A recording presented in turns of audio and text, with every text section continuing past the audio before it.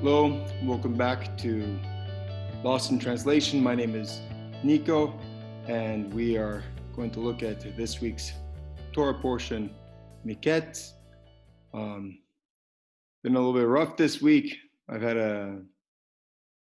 it's been a wonderful Hanukkah, but I've been ill this week, and it's kind of why I'm in my state that I am, and it's why it's taken me so long to get in front of the camera. So try to make this as quick as possible so I can get back to rest. But what I want to go over first,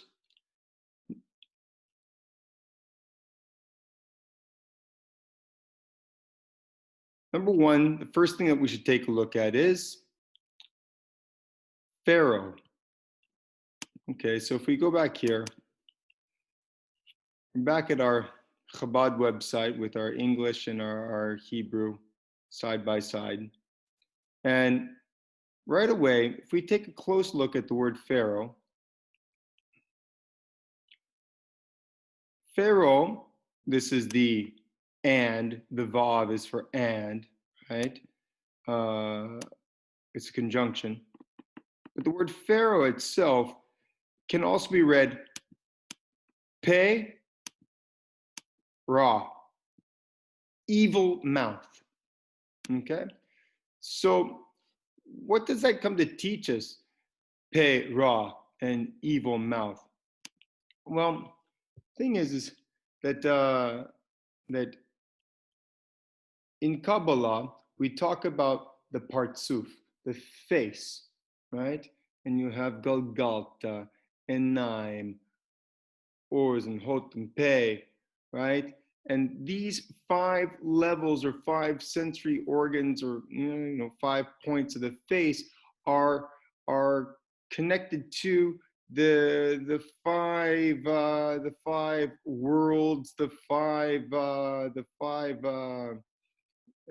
sephirot, which are 10 sephirot. But okay, so Galgata being connected to Keter, which is crown, right, which is the source of everything, where this part of the partsuf is going to be closest to the creator, and Peh is going to be connected to Malchut, and it's the furthest away, right?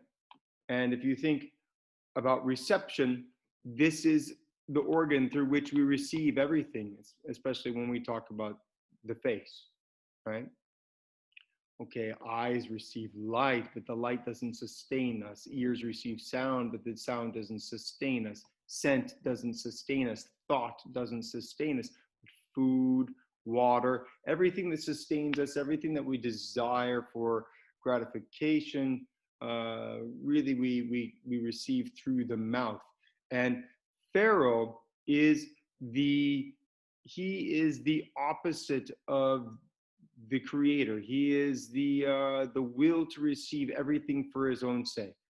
Okay, and he's the one who's now having some dreams, which comes us to point number 2.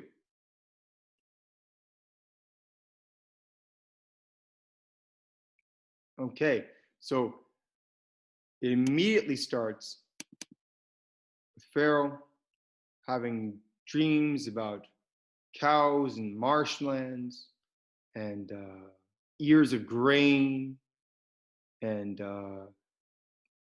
we find this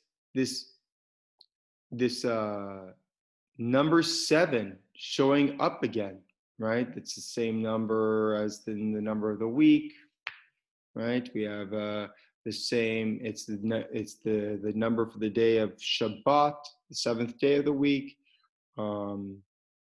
right? And so 7 is letting us know that something is completed here, right? Also, if we understand from before, when we're talking about again this idea of the partsuf or the sephirot now, that there are 10 sephirot, and that that the Torah is only ever talking about the lower seven. Right? We have no access to Galgalta and Ayim. We have no access to Keter Bina. We're only in talking about Chokhmah through Peh. And again, there's this completeness happening. There's this, the whole system is coming to a completion, and that's being communicated to Pharaoh in these dreams. Okay, number 3.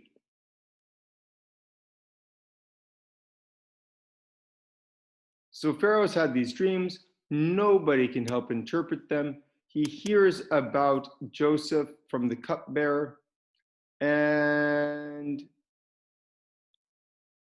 it turns out that that he gets Joseph out of prison, and Joseph comes, and he relates the dreams to Joseph as well, and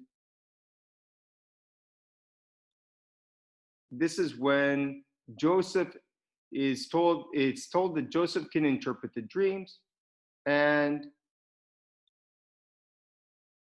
Joseph tells him that no, God will respond with you peace, right? Or see if I can find it real quick. Just before, yes, not I, God will answer, right?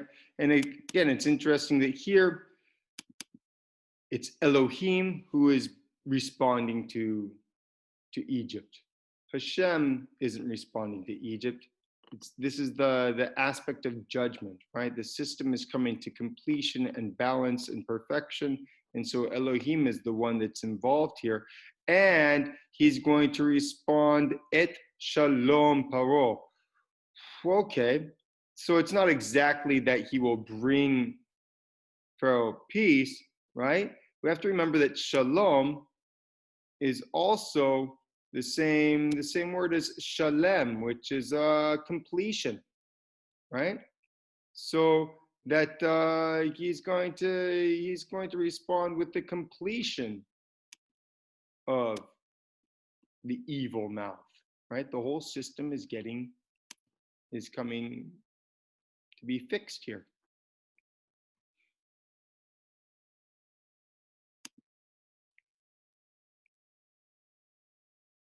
Okay, again, another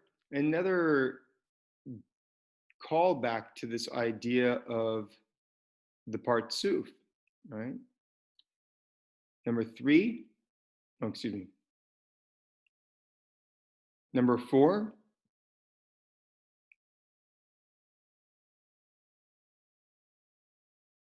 good in Pharaoh's eyes. So here, in verse number 37, the matter pleased Pharaoh and all his servants. So, okay, Joseph reveals to Pharaoh that there's 7 years of abundance followed by 7 years of famine. We know this story. And he says, hey, you better place a wise person in charge who can save from the years of abundance and prepare the country and even the world for the years of scarcity. And the matter pleased Pharaoh and all his servants. Well, Vayetav hadavar b'nei Pharaoh u'b'nei kol hadvadav. Right. So it seemed the thing was good in the eyes of Pharaoh and in the eyes of all of his servants. And we see this phrase a lot in Torah. It appeared good in his eyes. It seemed good in his eyes, right?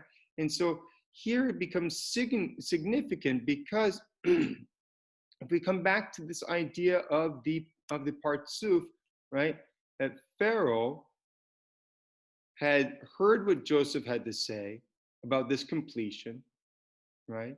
And it appeared good in his eyes.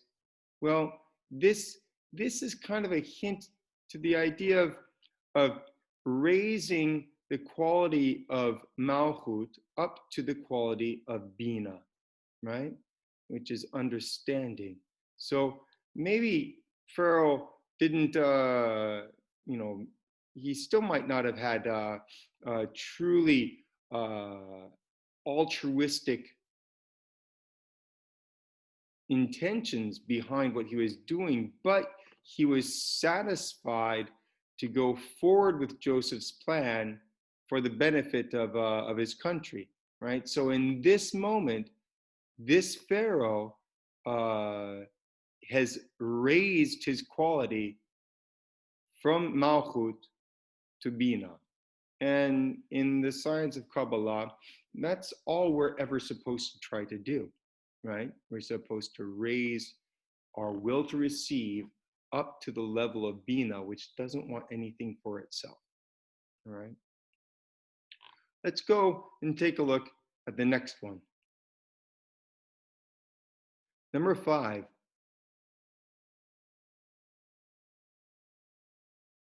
Avrech. Okay, so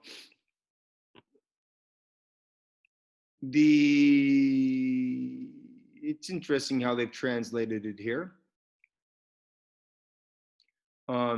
In the Art Scroll edition, they just transliterate the word Avrech. They don't translate it. But here in the Chabad website, they have it translated to the king's patron, right? Avrech, that the people were calling out Avrech, right? It's kind of like Rech could be a king in Aramaic, right? And Av would be like a father king, right? But also Barech is it's very close to being a blessing. Av is a father, right? And there is kind of this conceptual connection back to Avraham. Maybe there's this kind of this mercy, this rachem that's happening here, and Joseph, who is next to youngest of his brothers, is now becoming kind of a father to the world. Okay, and then we're getting a connection back to his great grandfather, Avraham Avinu. The other interesting thing to consider here is that in this, he's become master of Egypt. No one else in the family has done this before, right? This is a revolution in the relationship between the house of Abraham and Egypt. There have been marriages, and marriages that we have seen how the connection is made and the offspring of that marriage is set aside so that the line of Abraham, Yitzhak, Yaakov can continue to be pure and further purified, right? So yes, Abraham himself marries an Egyptian woman, Hagar, and his son is Ishmael, who marries another Egyptian woman and has an Egyptian daughter that Esau marries and has Egyptian children by, right? And all of these offspring are kind of separated out of the sanctity of the house of Israel. However, now you have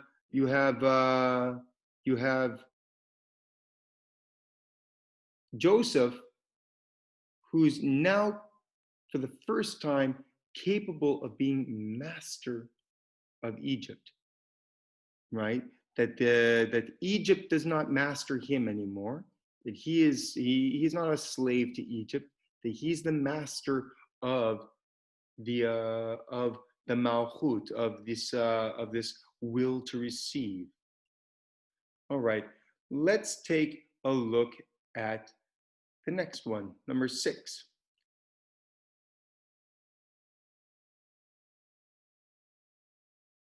Tzaphnath Paneach. Okay, here we are. Tzaphnath Paneach. Right? That this is the name that Pharaoh gives to Joseph. Okay, this is very convenient because this way he has a different name when he meets his brothers later on. There's commentary about this in the Zohar. I think it is that, what does Rashi say about this? Rashi says that, yeah, he who explains the hiddens, in fact, it's the hidden. In fact, it could be like cryptography deciphered or something like this. So the name that he's been given is that who he is the one who reveals the hidden, right? He is the and so in the event that the upper forces are revealed to us, we're no longer free to follow our own wills. We're gonna want to be a part of that upper world, right? We lose our independence, and so we need this hiddenness in the world that we have now in order to feel an independent life. And in this instance, because the system was coming to completion, things needed to be revealed, and that's exactly what Yosef did and what his function was. Okay, so now another interesting twist. Number 7.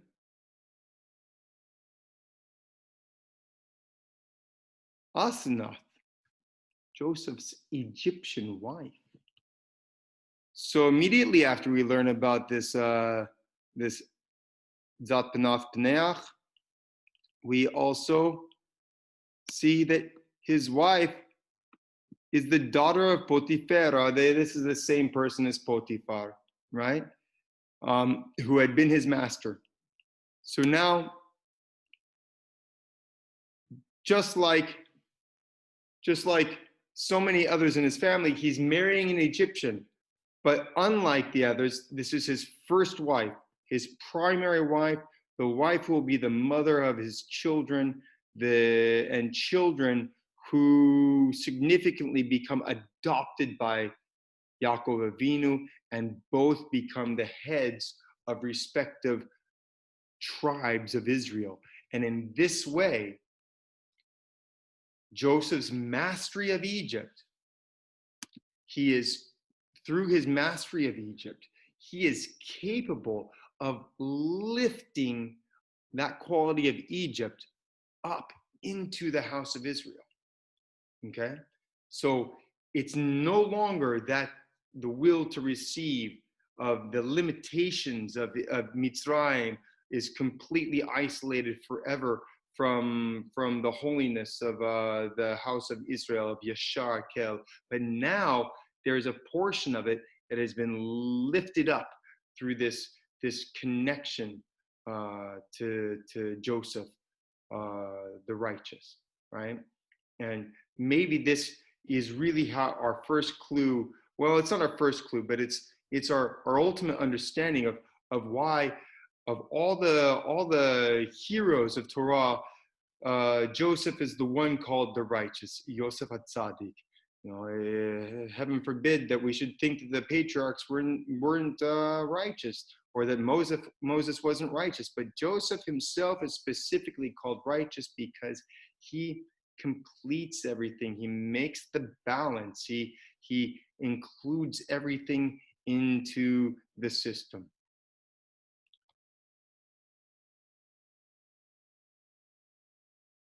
Right, and that brings us right to the next point, number 8. Manaseh and Ephraim. So amongst all his kingly, his viceroy duties, he's not really the king. Pharaoh is still king, but doesn't do anything. right? Joseph has a son, firstborn, Manaseh, and the second son is Ephraim, right? That he's fruitful. These again the names Ephraim, Hifrani, right, and Manasseh, Manasseh, Ki Nishani, right? These are all the names are conceptually uh, com, uh, connected to the reason for that he forgot his toil in his father's house, and that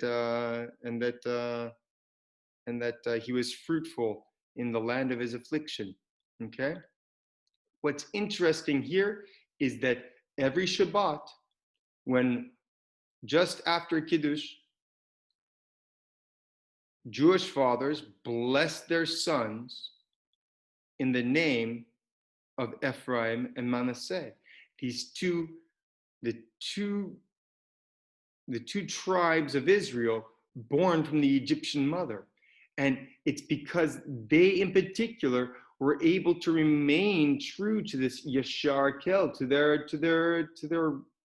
core, to their roots, to their mission to Hashem, despite being surrounded by all of Mitzrayim and everything that it had to offer and everything that it was. Okay, number 9. Again, depending on the translation, earth and land.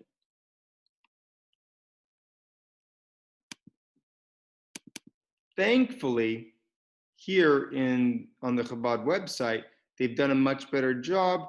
They've translated this haaretz, bekol haaretz, to the entire land, right? But in the art scroll, they take license and they say, well, in all the earth, right? Because again, they want to make it seem global, and it was for the purposes of the story that the famine was global in respect that all desires are being unfulfilled, and the only place that anything could get any fulfillment was in Mitzrayim, was in the limitations and through the authority of Joseph, right?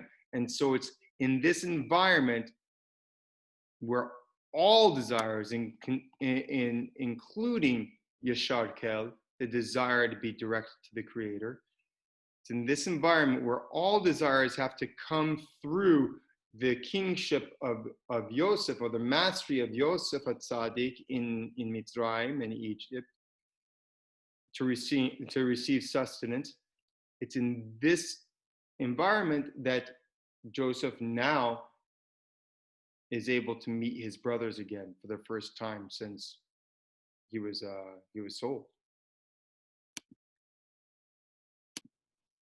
Okay, making a long story short, Joseph sees his brothers. He accuses them of being spies. He keeps one, Simon, the one connected to hatred. He's kept in prison. The others are sent off to return. They can only return if they bring back the brother Benjamin, Joseph's brother through both parents, right? And this is so that the dream can be fulfilled. That his dreams that his prophetic dreams, that he would be bowed down to by his brothers and his father. That for that to be fulfilled, he had to do these things even in secret. And okay, that happens. The brother is left prisoner. The other brothers go home. Yaakov Avinu obviously does not want to send his son his other son by Rachel down to Egypt. He's afraid that he'll lose him as well. Reuben, the oldest son, offers his own children's lives as a pledge that you can kill my children. For Jacob, why is he going to want to kill his grandchildren and replace for the life of his other son? It doesn't make sense for him. He refuses, of course, and eventually he is consoled and he is consigned to sending Benjamin, because Judah, the next son, not the next oldest son, but the thirdborn son, who has also lost children himself, pledges himself for the safety of his brother Benjamin. And what's interesting here is that finally, when this is happening, that it's Israel, their father, right?